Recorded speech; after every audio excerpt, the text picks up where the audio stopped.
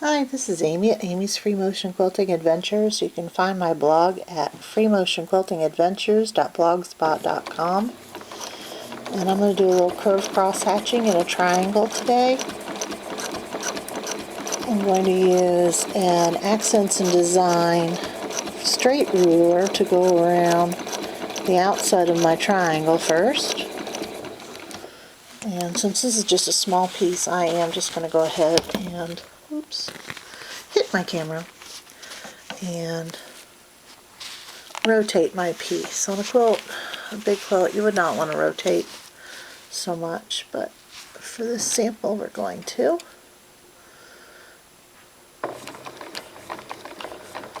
These Accents in Design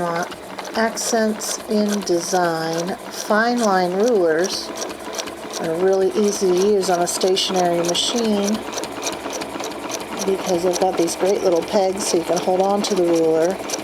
They've also got a Velcro strip, hook side, on the bottom so it doesn't slide. There we go. And the first thing we want to do is create a frame for our curved cross hatching. And I am using the half circle ruler. I believe this is the large half circle ruler.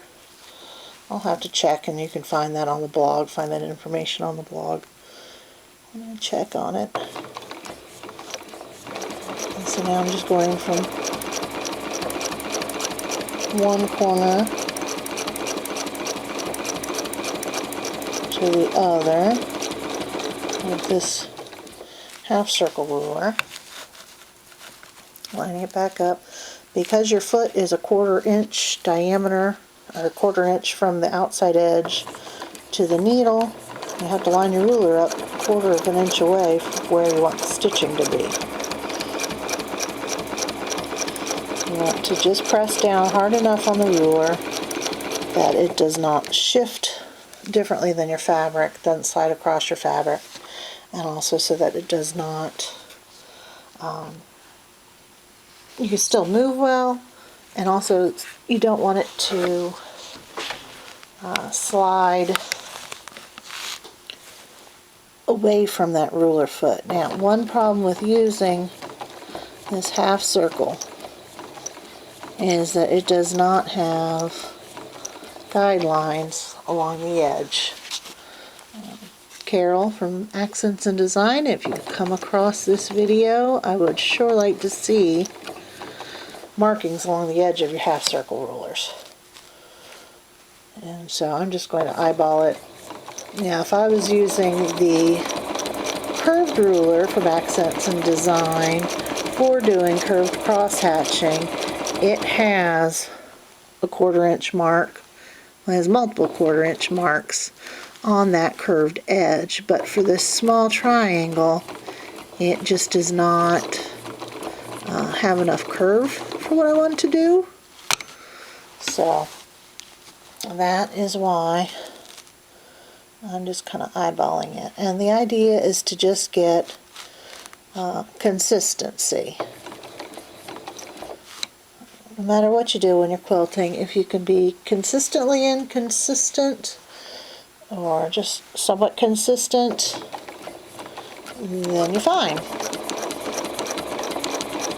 If someone wants to break out a ruler and measure everything, then I hope you're in a contest and you've asked for that kind of scrutiny. Otherwise, the quilt police can just go bye-bye.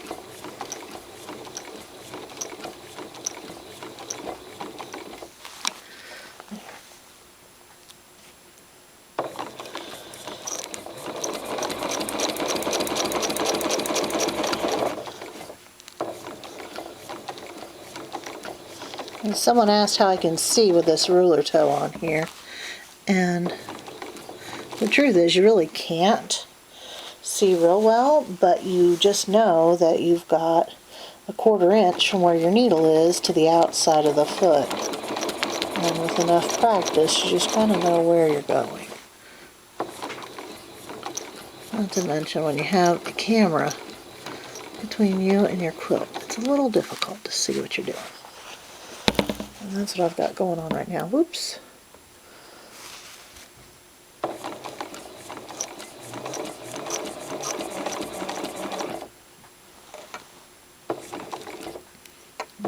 one little tiny line left here in the very far corner, and I'm just going to go ahead and do it without the ruler. Rotate a little bit, fall back down that straight line until I get where I want my next curved line to be. That looks about right.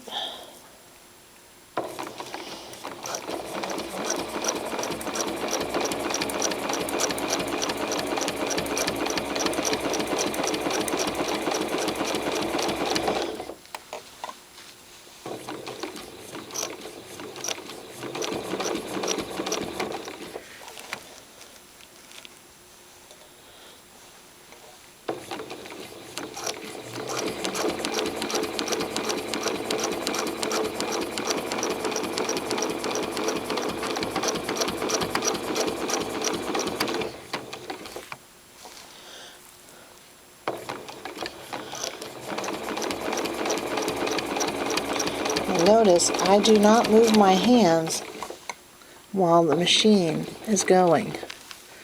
Anytime I want to reposition, I stop the machine. So I try to get my hands so that they're in a spot I can finish my motion of the design before I need to move my hands. You cannot make a good smooth line when you're moving your hands while the machine's running. Now, I've heard a few people say they can as long as they're just moving one hand at a time, but I think if you're learning, cut yourself some slack, stop, reposition, start again.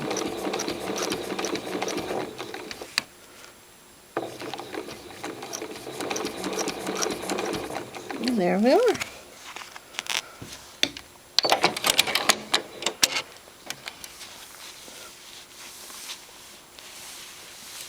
A nice little triangle design, curved cross hatching. Let's see if I can move this out a little bit and you can see the whole design in the window. There we go. And once again, this is Amy from Amy's Free Motion Quilting Adventures. You can find the blog at freemotionquiltingadventures.blogspot.com. Thanks for watching.